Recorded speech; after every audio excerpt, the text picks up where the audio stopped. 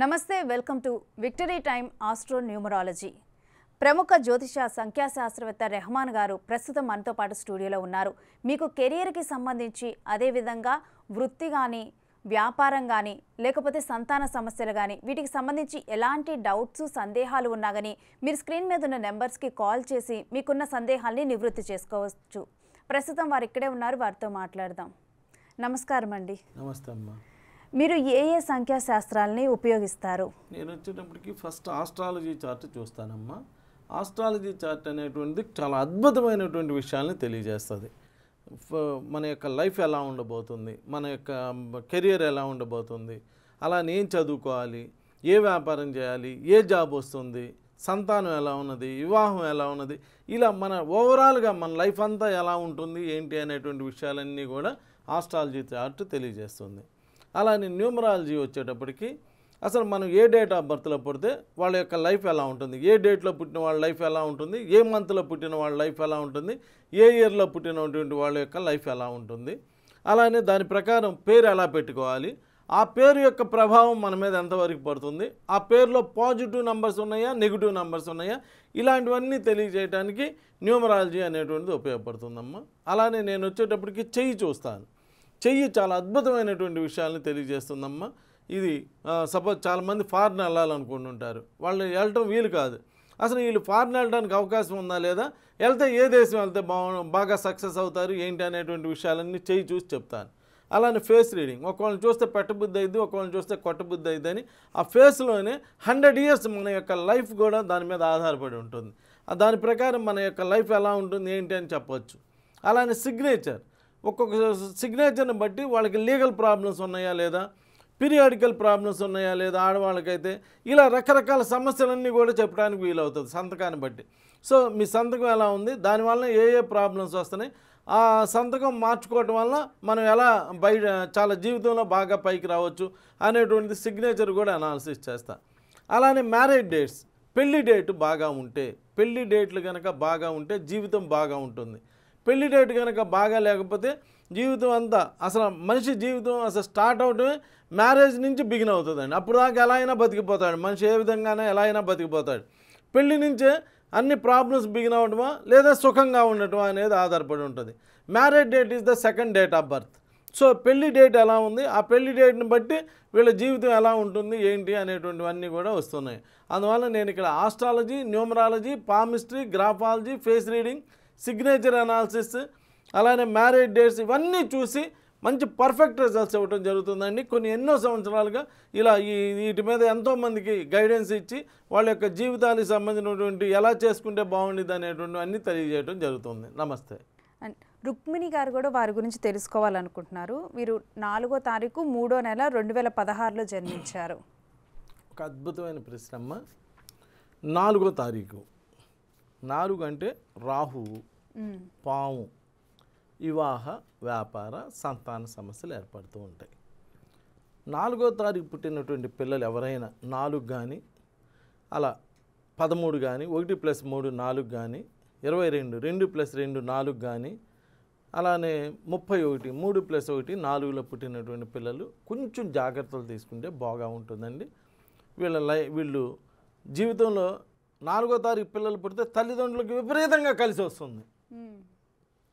బాధలన్నీ పిల్లలకే, తల్లిదండ్రులకు బాగా కలిసి వస్తుంది. ఈ ఇబ్బందులు పడేదంతా పిల్లలే ఇబ్బంది పడుతున్నారు.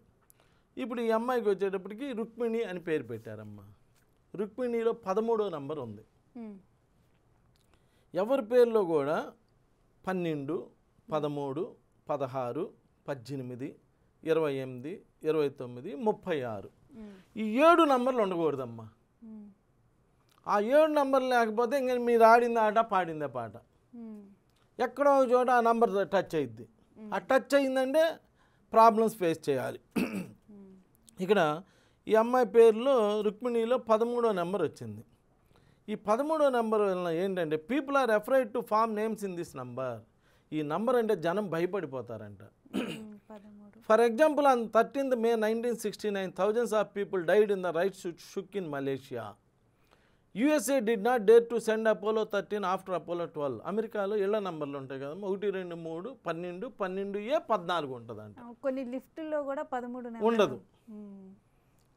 మన హైటెక్ సిటీలో కూడా లేవమ్మా. మీరు రేపు కావాలంటే కెమెరా తీసుకొని వెళ్ళి హైటెక్ సిటీలో చూస్తే ఈ క్యాబిన్స్ ఉంటాయి కదా, 1, 2, 3, 12, 12A 14 ఉంటుంది.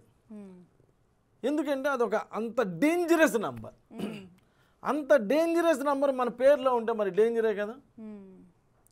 ప్లస్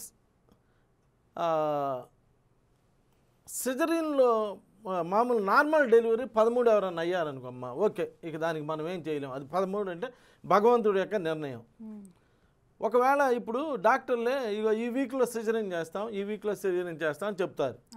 అప్పుడు 13వ తారీఖు చేస్తాను అన్నారనుకో, వద్దులేండి అని 14 చేయించుకోండి, లేదా 15 అలా ఒక రోజు అటు ఇటుగా చేయించుకోండి. 13 కావాలని ఇన్వైట్ చేయొద్దు. అనుకోకుండా జరిగిందని మనం ఏం చేయలేం. ఇక్కడ ఏమంటా అంటే the English people are afraid of this number and reject it as inauspicious. ఇంగ్లాండ్లో కూడా ఈ 13వ నెంబర్, అసలు ప్రపంచవ్యాప్తంగా ఎవరు ఈ 13వ నెంబర్ని వాడరు. ఈ న్యూమరాలజీ ఇవన్నీ రాకముందు ముస్లిమ్స్ ఏమనేవాళ్ళు అంటే 3 13 9 18 అని, అరే 13 18 జోలికి వెళ్ళమాకండి రా, ఇంక దేని జోలికైనా వెళ్ళండి అని చెప్పేవాళ్ళు.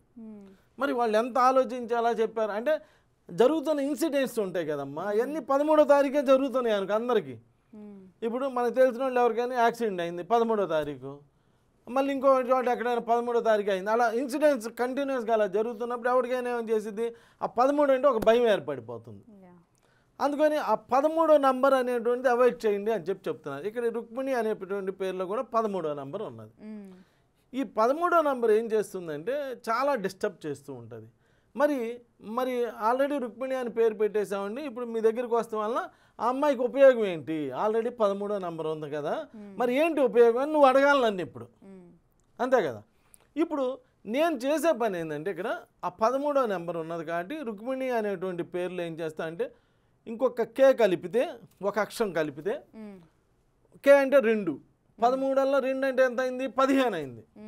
మొదటి అంకె 1, చివరి అంకె 5, 1 5 15. పనిలో ఏకాగ్రత కనబట్టి విజయం సాధిస్తారు, ఏ విధంగానైనా విజయం పొందగలరు. వీరి ముఖంలో ప్రతిఫలించే ఆకర్షణ శక్తి వలన, వాక్చాతుర్యం వలన ఏ పనినైనా సాధించగలరు. ఉన్నత జీవితం సాధ్యమవుతుంది. కళ్ళ వలన వాటి సంబంధితుల ద్వారా డబ్బు గడిస్తారు, ఏ చోటనైనా నాయకత్వం వహిస్తారు, మంచి భార్య మంచి పిల్లలు ఉంటారు, ప్రపంచ కీర్తి కలుగుతుంది, ఉన్నత గంభీరమైన జీవితం సిద్ధిస్తుంది. మరి ఇందాక చెప్పానే, ఇప్పుడు 13వ నంబర్ ఉంది, నిద్రపోవాలనిపించిద్దంట వాళ్ళకి. 15వ నంబర్ చేస్తే లేదా అబ్బా పొద్దున్న లేచి తొందర పని చేయాలి, యాక్టివ్ అవ్వాలి అని అనిపించిద్దంట. చూసాం ఎంత తేడాను నంబర్లో. అలాంటి నెగిటివ్ నెంబర్స్ పాజిటివ్ నెంబర్స్ వల్ల ఇంత తేడా ఉంటుంది. ఇక్కడ ఈ న్యూమరాలజీ వల్ల ఉపయోగం ఏంటంటే ఏదైతే పేరులో నెగిటివ్ నెంబర్ ఉన్నదో ఆ నెగిటివ్ నెంబర్ తీసేస్తాం మేము. తీసేసి ఒక మంచి పాజిటివ్ నెంబర్ పెడతాం. ఆ పాజిటివ్ నెంబర్ పెట్టి ఆ పాజిటివ్ నెంబర్ తోటి ఆ పాజిటివ్ నెంబర్కి తగ్గట్టుగా నెగిటివ్ నెంబర్ ఎలా అయితే పనులు చేస్తుందో పాజిటివ్ నెంబర్ తగ్గట్టుగా అలాంటి జీవితంలో మార్పులు తీసుకొని జీవితంలో ముందుకెళ్ళిపోవడానికి వీటన్నిటికీ కూడా ఉపయోగపడుతుంది. కాబట్టి నేను చెప్పేది ఏంటంటే అసలు మన పేరులో పాజిటివ్ నెంబర్ ఉందా నెగిటివ్ నెంబర్ ఉందా తెలుసుకోవాలి. ఇప్పుడు ఫోన్లో కూర్చొని మీరు బస్కి వెళ్ళాలంటే బస్ రిజర్వేషను, రైలుకి వెళ్ళాలంటే రైలు రిజర్వేషను, ఈ క్రికెట్ కావాలంటే క్రికెట్, ప్రపంచం అంతా ఫోన్లో చూస్తున్నారు కదా. అలానే ఒక్కసారి ఒక్క నిమిషం మీది కాదనుకొని న్యూమరాలజీ క్యాలిక్యులేటర్ డౌన్లోడ్ చేసుకొని మీ పేరు కొడితే మీ పేరుకి ఏ నంబర్ వచ్చిందో చెప్తుంది. దాని ప్రిడిక్షన్ కూడా చెప్పింది. ఇప్పుడు నువ్వు ఏది కొన్నా కానీ నీకు మెనూ ఇస్తాడుగా, దాని గురించి చదువుకోవచ్చు కదా. అలానే నీ పేరు దానికి సంబంధించినటువంటి రిజల్ట్ ఇస్తాడు, ఏది ప్రిడిక్షన్ ఇస్తాడు. అది చదువుకుంటాం, అది బాగుందనుకోండి ఎక్సలెంట్ హ్యాపీ అనుకుంటాం, బాగలేదనుకోండి న్యూమరాలజిస్ట్ దగ్గరికి వెళ్ళి మార్చుకుంటాం.